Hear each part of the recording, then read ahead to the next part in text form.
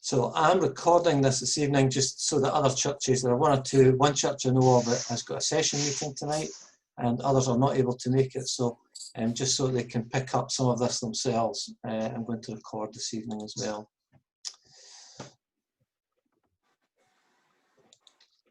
So I need to sort something before I go to share my screen. It's there.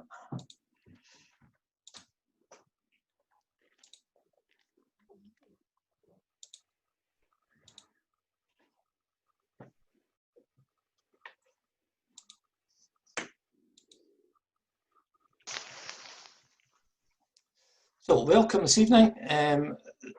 Part of this was birthed out of doing work with churches that are involved in Path of Renewal.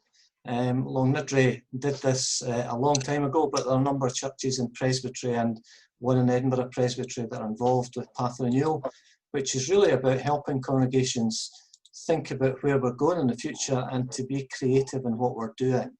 And we thought that the best way of serving the congregations at the moment was thinking about how we plan for Advent and Christmas. So that's really what we're looking at this evening.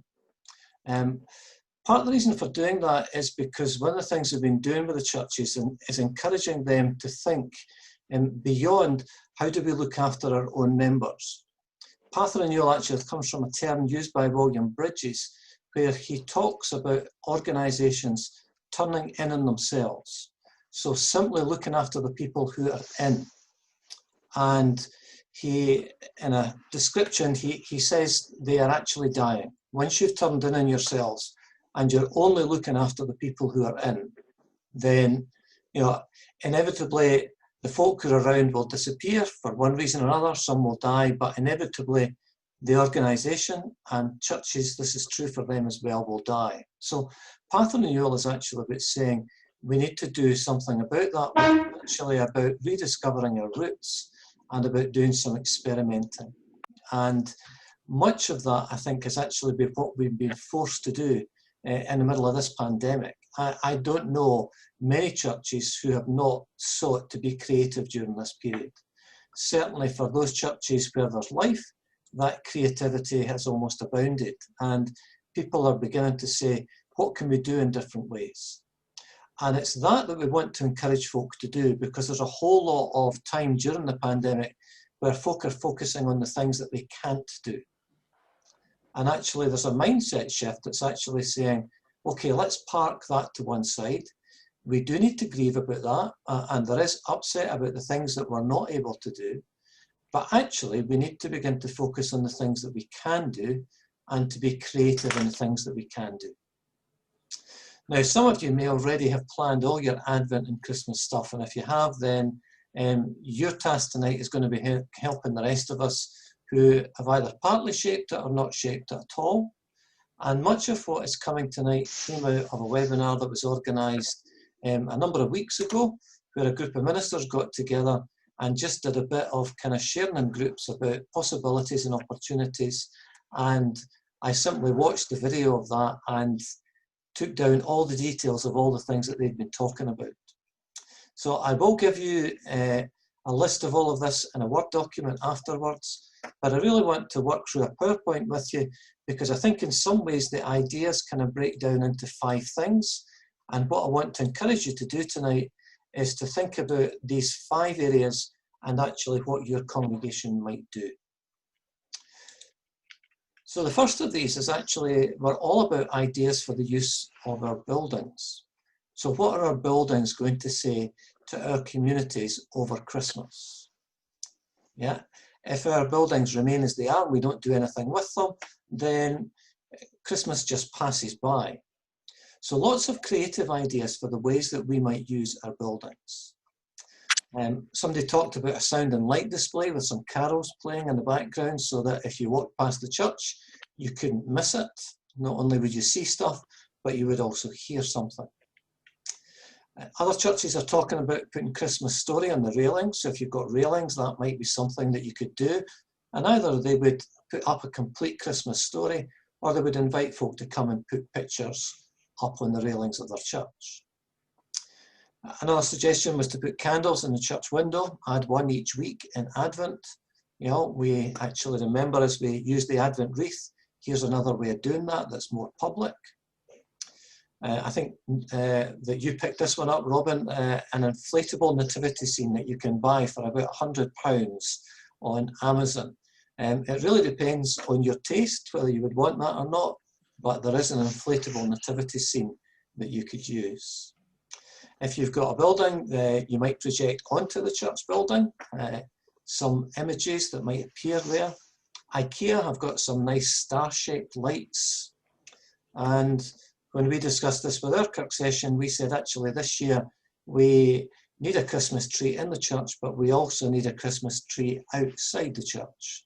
And what we'll be inviting folk from the community to do is to add baubles to the tree or come with messages of hope, put different things on that external Christmas tree that's there at the church. So there may be one of those that appeals to you, there may be a couple of them, but it's thinking about what does our building say to our community, and what are we going to do with or around our building that no matter what else we do is actually going to speak words of hope to our community. So that area is one that I would be encouraging folk to think about, how you're going to use your building, what you're going to do with it. The second set of things were really things around the community. So it really is, it's the time of year when folk in the community are ready to engage with us. And doing mission has actually, in my experience, been very difficult during lockdown. We've managed to engage reasonably well with the folk who are around our fellowship, but I found it difficult to engage with folk who are not regularly around. And that seems to be mirrored in almost every congregation that I've spoken to. So how can we find ways of connecting with folk in our community at a time when actually they will be open to that? So there's a whole lot of folk thinking about doing some kind of treasure hunt, set something up around your community for folk to go around. There's high tech and low tech, so you can get folk in a congregation knitting stars or angels and hide them in various places. Or if you want to do the high tech, you can use QR codes so that folk go with their phones and they open the QR code, and maybe each place they go there's a carol that's playing or a reading or something like that. But a treasure hunt that's set up, folk could do that just as a family or just a couple of folk going out to do that. One congregation was going to invite people to stand in their garden to sing carols at the same time. You'd have to have the houses, I think, fairly close to each other to be able to do that effectively, but it might be something that you could do. Congregations in Musselburgh are working together. They're going to paint baby Jesus on the back of 200 rocks and then plant those rocks around the community and encourage folk to go and to find a rock.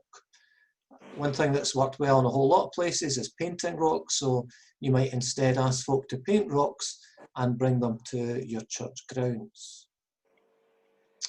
Christmas cards to the community. A number of congregations do this. We've done this over a number of years, and we decided we need to do that this year as much as any other year.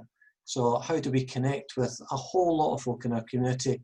Christmas cards and using the local school to do a competition may be a way of doing that.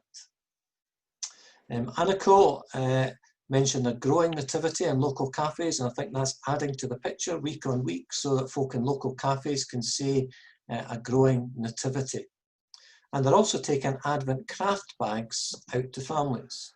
So those kinds of things actually families really appreciate, where you take something and they've got something to do and to work on together. So taking Advent craft bags out, giving them things to do that will link in with Advent and with Christmas are things that you might consider. Now, Robin, I'm going to invite you to chip in here because you're going to, I think, give nativity sets out to local primary children and then display them later. Could you just chip in and let us know what you're doing there? Sure, thank you, Graham. I hope everyone can hear me okay. Yes. If I get a thumbs up, that's great. Thank you, Lorna. So this is something that we are indeed aiming to do, and in the true spirit of Path of Renewal, it started out in a very imaginative way, because someone who is on the fringe of our congregation. She comes to church when we're able to meet in church with her 2 young children, and comes maybe, I don't know, just very sporadically. But she herself is a professional artist. And a few weeks back, she came to me and said, how would it be if she made the components for a nativity set kit? So in other words, having a stable and having the makings of characters that you could then paint and glue together and so forth. So she came up with this idea, and of course I immediately said, yes, let's make it work. She reckons that she can do 30 of these kits, which could be offered through our local primary school and through the church as well. They would go out to families and they would have the whole of Advent to make them, and then photograph them and send those photographs back to me. You may or may not be aware that Long Niddry Church has its own virtual art gallery, Elco Art Space. And the intention is that for the 12 days of Christmas, we would then display 30 images, hopefully, of these completed nativity set kits in our invisible art gallery for everyone to come and see, and hopefully also to engage the families of the makers as well. So granny and grandpa and uncles and aunties and so forth would want to go and see their family's completed nativity set. So that's what we're aiming to do. The kits will go out with an electric tea light in there, so that can get added into the completed set. And there will also be a pamphlet, a published pamphlet, telling the Christmas story. And I've ordered them. They arrived just the other day, so we're ready to go with that. And I think it's a great form of outreach. It's a great form of retelling the Christmas story amongst families in a creative way, where they're able to do their best to have fun and end up with a completed product. And Angela's intention, the artist, her intention is that the family should keep these nativity sets and then send them round next year after the vaccine has come in, send them round the local street during different days of Advent, so that different people can take their street's nativity set and have it for a night and then hand it on to the next people. So hopefully it's the kind of thing which could grow as years go by. We have yet to see that this is going to work, but we're very, very keen to give it a go, and hopefully it will all fall into place and we will end up with something that's well worth doing. And even if it doesn't, it's well worth trying. Yeah. And I think that is the key thing. It's kind of, what can we do? Will it work? You won't know until you give it a try, but actually those are the kind of things that we're encouraging folk to do. So that second set of things really are things that you might do around the community. And I'm not suggesting that you should pick up more than one in each of these, but I think if you could pick something in each of these areas, that would be helpful for you.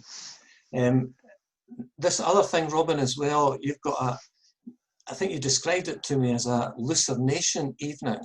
Now, none of us have got a clue about what that is.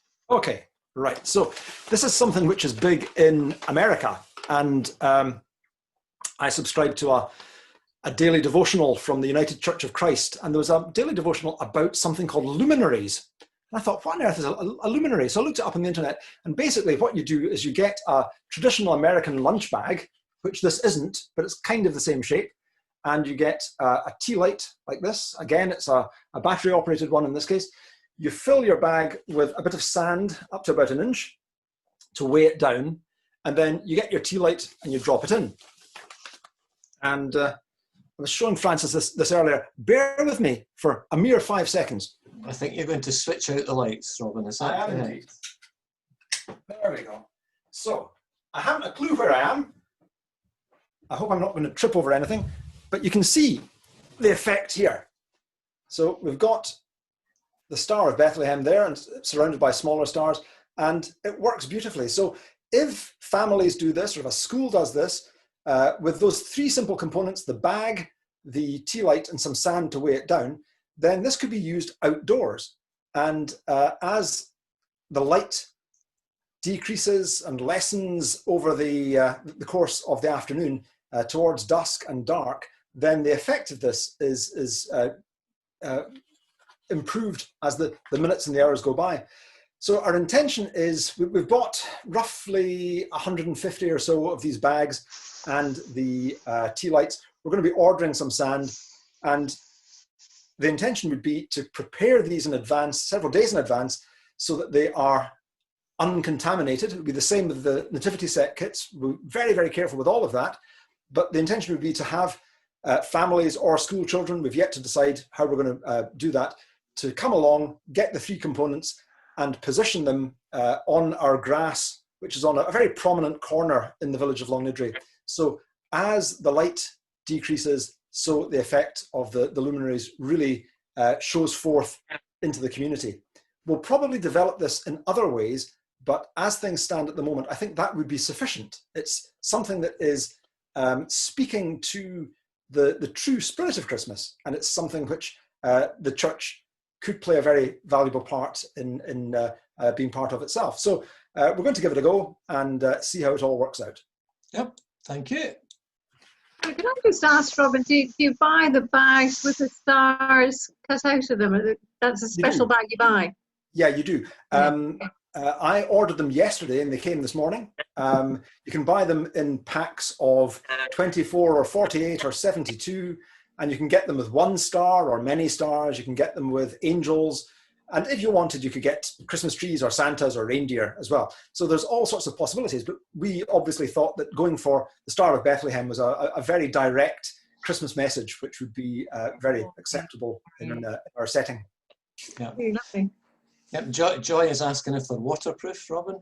No, they're not. They're not. No. So okay, so they won't last long, but they will be bright for that. So yeah, I mean, this evening is about giving you lots of ideas and then encouraging you to pick up something that you think will work in your area well. So yeah, that is very much what this is about. So there's how a number of churches are taking stuff forward and how Longnidrey are developing a couple of ideas. If you're still on speaker view, you need to go up to the corner and go back on to gallery view. Otherwise, you'll be stuck with one person on the screen all the time. Graham, can I just add in too, just a wee bit on the back of Robin's bit about the Advent kit? Yeah. Because the Scottish Bible Society are also offering free Advent kits, just if folk want to tune into that. If they don't have somebody on site that's still creative as Robin has, but that's also an idea that people might want to tune into from the Scottish Bible Society. Yep. Yep. Robin, could you have a look at the chat and answer the questions that are coming up just about your luminaries? That would be helpful. Okay, hang on. No, chat, more. Chat, here we go. So, I'll work for more than not. Where do you buy them? Could you just put that in the chat, Robin? Oh yes, certainly. If you could do that, that'd be helpful. Yeah, sure. The third area is kind of worship in person, and thinking about how we're going to develop the events perhaps that we usually had. I know some congregations are saying we can't do them, but we're looking at doing Christingle and having family groups at tables, and so in that way we'll be able to have Christingles. We're actually talking about doing 4 Christingle services. We can fit 50 in the church, so we think that for the number of folk who want to come, we may have to do 4 Christingles, one the Sunday before, one the 23rd, and then a couple on Christmas Eve. And again, kind of what do you do around watch night?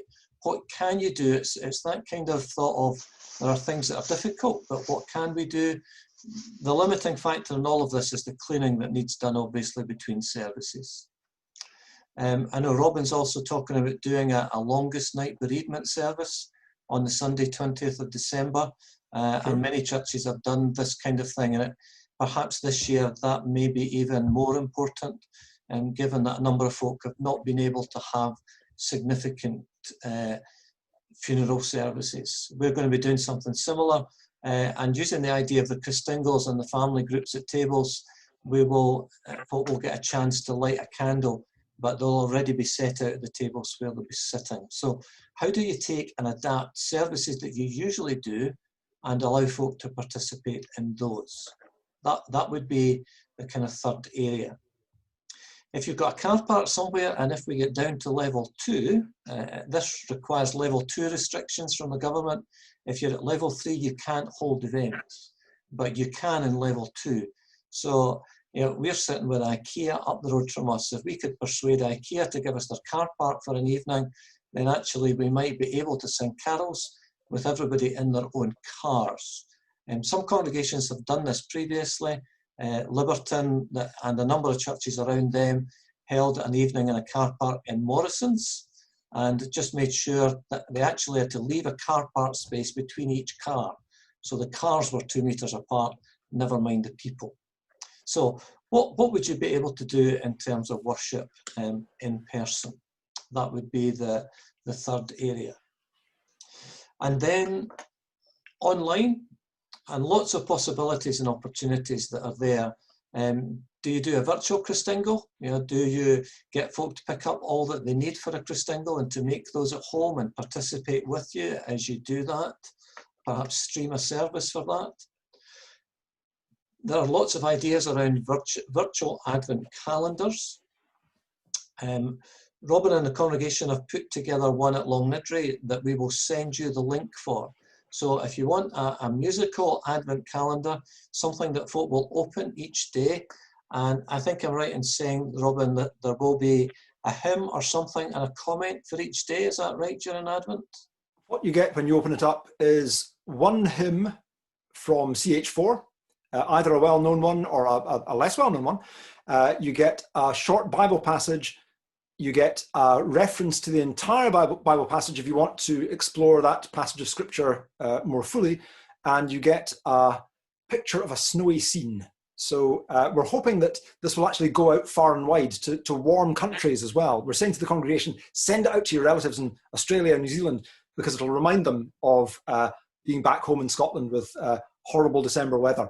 So all sorts of different things involving sound and photography and a word from the Bible as well. No. So we will send you a link for that. So some of this is actually saying you don't have to create everything. Sometimes it's actually about saying somebody else has created something good. We could use that. One of the other things that's on the go with Advent calendars is doing a reverse Advent calendar. So you don't get a nice Christmas scene and you don't get a bit of chocolate, but actually with a reverse Advent calendar, on each of the days you go and buy something, and at the end you give it away to the food bank. Now, you really need to start that before Advent so that the food bank have got it in time for Christmas, but it's another way of using Advent calendars, doing it as a reverse Advent calendar. You might want to do simply a prayer calendar, so this is not all just about reaching other folk, but actually how do we serve our members well? Is there something that we would be encouraging folk to pray for during Advent? And you might give them out a calendar, and it could be something that could appear on your Facebook page each day. One of the ideas is to put a nativity together. One of the ways of doing that is actually to ask different families to record different parts and then put it all together. And that way you've got a nativity this year when you thought you wouldn't manage to have one. So how do you do that? We've discovered certainly that families are quite interested in putting together a video, and then they will definitely all watch it if they feature in it somewhere. So are there enough families around the community or around the church that you could ask them to do different bits and then weave it all together in a video that you can put online? You obviously need to be careful to get the permission of the families and all of that to make sure that that's done well. You might put together daily video reflections during Advent, and you might work with other churches on that. 4 churches in Musselburgh are working together to do that because they know they couldn't do it themselves. But it allows them then to see folk from different churches and they share that together. We're going to be producing Advent study material, and folk can't really meet in groups just now, so we'll be encouraging folk to watch the video and then share together with one, possibly 2 other folk. Go for a walk with somebody, chat through what did you make of what was there. Now, 2 things that Robin's going to have to tell us about: Bill and Robin's Music and Magic Night, and then probably the Elcott Art Space you've already mentioned, and the Advent and Christmas exhibition, and you'll get the link to that. That's the virtual art space that they've got. But do tell us about Bill and Robin's Music and Magic Night, Robin. For several years, my dear friend Bill Wishart and myself have done music and magic nights either at St Martin's Church in Edinburgh, where Bill is the minister, or we've done 1 or 2 in Long Nidre, or potentially further afield with various of our compatriots hosting events for us. So we thought we couldn't do one this year, but what we're doing, and have been doing this over a period of weeks, is we've been recording music and we've been recording magic tricks. And the intention of the evening has always been to celebrate Christmas with fun, but also to convey the Christmas message. So yes, there will be singing about chestnuts roasting on an open fire, but there will also be Away in a Manger. And the whole thing is an amalgamation of fun and the wonder of Christmas.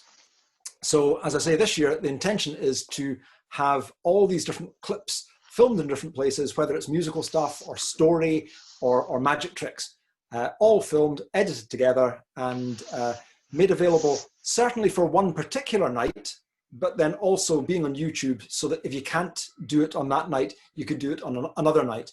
How this is all going to shape up, again, depends very much on what material we get in, but hopefully it'll be something which will be appreciated. And speaking to Francis, who's also here tonight, speaking to Francis a couple of days ago, we were realizing that certainly in our parish, people are beginning to dread the winter, and especially the COVID winter. So what we want to do is to keep people's spirits up, to keep them social, and to encourage them either to watch it on YouTube or to come together to watch it on Zoom, and potentially to do that with a wee time of chat afterwards as well.